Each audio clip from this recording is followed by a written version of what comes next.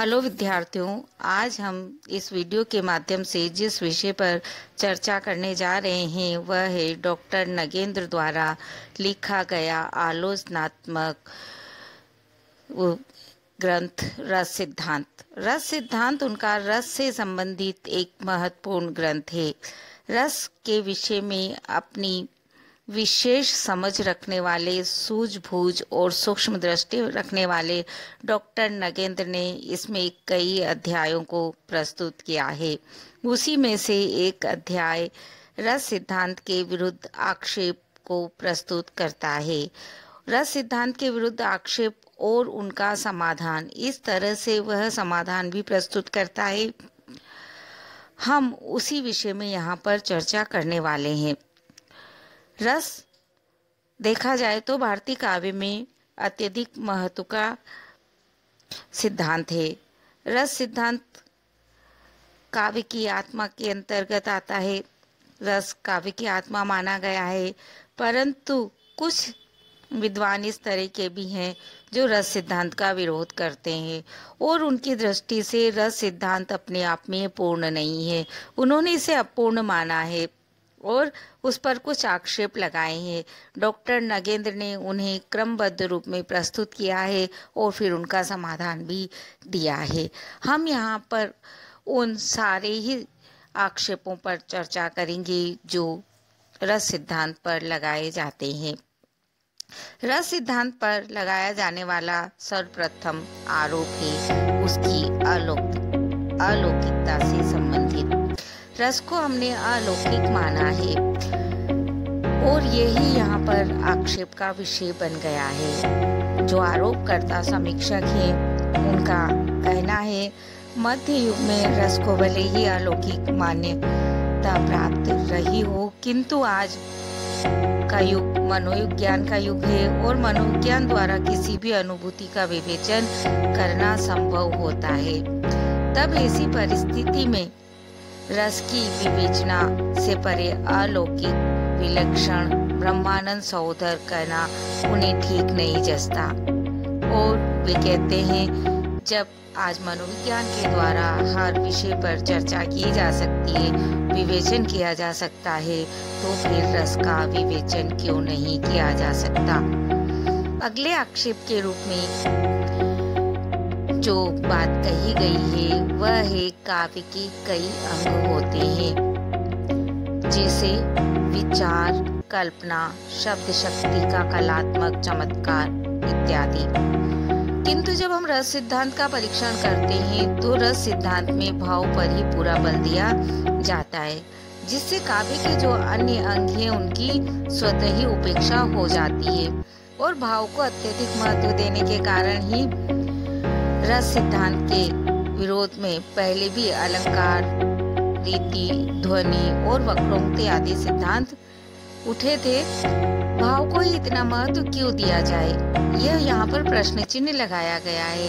पाठक के मन में जब बिंब खड़ा करने की बात आती है तो नवीन शब्दार्थ का बोध कराना इत्यादि का प्रयोग किया जाता है और दूसरी ओर देखा जाए तो आज के बुद्धि प्रधान युग में अनुभूतियों में विचारात्मकता को जोड़ना सामान्य बात हो गई है और काव्य में शुद्ध अनुभूतियों की जगह बौद्धिक अनुभूतियां रहती ही हैं। फिर भाव पर ही अधिक बल देने पर क्या औचित्य है, इस तरह की बात भी समीक्षकों ने उठाई है। अगले आक्षेप के रूप में जब हम देखते हैं तो रस सिद्धांत में कुछ निश्चित भावों की चर्चा की गई है और उस बात को ही उठाया गया है, जबकि मानव मन में हम देखते हैं तो अनेक भाव उठा करते हैं और रस की पारिभाषिक शब्दावली में उनका विवेचन भी हम नहीं कर सकते, क्योंकि वहाँ तो निश्चित रस माने गए हैं। इस बात को उठाया गया है। आधुनिक काव्य का बहुत सा भाग इस तरह का है जो रस सिद्धांत को ध्यान में रखकर नहीं लिखा गया है। ऐसी स्थिति में उस काव्य के रस का निर्णय किस तरह किया जाएगा, उसका निर्णय करना तो बहुत कठिन ही हो जाएगा। यहाँ तक कि आलोचकों का कहना है कि अब तो अवचेतन मन के रहस्य भी जान लिए गए हैं और भी नए नए भावों, अनुभूतियों की जानकारी मिलती रहती है, मिली है। तब सीमित क्षेत्र वाले रस सिद्धांत के आधार पर उस आधुनिक काव्य की परख कैसे संभव हो सकती है। बढ़ती हुई मानव मन की जटिलताओं का विवेचन करने की दृष्टि से इसीलिए रस सिद्धांत को उन्होंने अपूर्ण और असक्षम माना है। इसे उन्होंने एक आक्षेप के रूप में प्रस्तुत किया है। अगले आक्षेप के रूप में जब हम देखते हैं तो आलोचकों का कहना है, रस वहीं हो सकता है जहां काव्य रचने का एक निश्चित ढंग अपनाया गया हो। जैसे प्रबंध और मुक्तक काव्य में तो रस हो सकता है। ऐसी परंपरागत मान्यता हमारी रही है। इसीलिए वे यहाँ आक्षेप लगाते हैं कि कुछ छंद, कुछ सूक्तियां ऐसी भी होती है जिनमें कोई न कोई सूक्ष्म भाव रहता है, अनुभूतियां रहती है, पर रस की परंपरागत मान्यता के अनुसार तो ऐसे छंद, ऐसी सूक्तियां रस विहीन ही मानी जाएगी और उनका महत्व ही नहीं माना जाएगा और यह स्थिति ठीक नहीं है, देखा जाए तो न्यायपूर्ण नहीं है। इसलिए उन्होंने इस बात को भी अपने आक्षेप में उठाया है। इसी तरह से उनका यह भी मानना है कि रस संबंधी जो मान्यताएं हैं वे सब परंपरागत मान्यताएं हैं। उनके अनुसार कुछ बातें रस की विरोधी हैं और कुछ उनके अनुकूल मान ली गई है, पर वास्तविकता यह है कि मनुष्य के भीतर अनेक प्रकार के अंतर्विरोध उत्पन्न होते रहते हैं। महाभारत और शेक्सपियर के नाट्य साहित्य में जीवन के अनेक अंतर्विरोधों का वर्णन हुआ है। यदि इन सबको रस सिद्धांत की कसौटी पर कसा जाए तो महाभारत और शेक्सपियर का नाट्य साहित्य महत्वहीन ही सिद्ध होगा। इस तरह उन्होंने अपने आक्षेप को प्रस्तुत किया है। एक बहुत बड़ी कमी के रूप में उन्होंने रस सिद्धांत की यह भी बताई है कि यह रस की स्थिति सहृदय के चित्त में मानता है और कविगत रस तथा काव्यगत रस की उपेक्षा कर देता है। सहृदय की यदि रस ग्रहण शक्ति बाधित हो जाती है तब तो काव्य के सरस रहने पर भी उसका ठीक तरह से मूल्यांकन ही नहीं हो सकेगा। ऐसी स्थिति में कभी ऐसी भी स्थिति उत्पन्न हो सकती है कि जब काव्य या नाट्यगत स्थायी भाव और सहृदय के स्थायी भाव में तादाद में ही स्थापित न हो पाए, उस स्थिति में रस का परिपाक संभव ही नहीं हो पाएगा। इस तरह उन्होंने बात उठाई है। एक अन्य आक्षेप यह भी उन्होंने दिया है कि रस निर्मित होता है। ऐसा नहीं मानकर यह माना गया है कि रस अभिव्यक्त होता है। वास्तविकता यह है कि रस कई अनुभूतियों का एक विधान हुआ करता है। कई तरह की अनुभूतियां हैं, वह मिलकर एक रस के रूप में अभिव्यक्त होती है। इसलिए रस का निर्माण ही उसे मानना चाहिए, न कि अभिव्यक्ति मानना चाहिए। यह आक्षेप उन्होंने दिया है।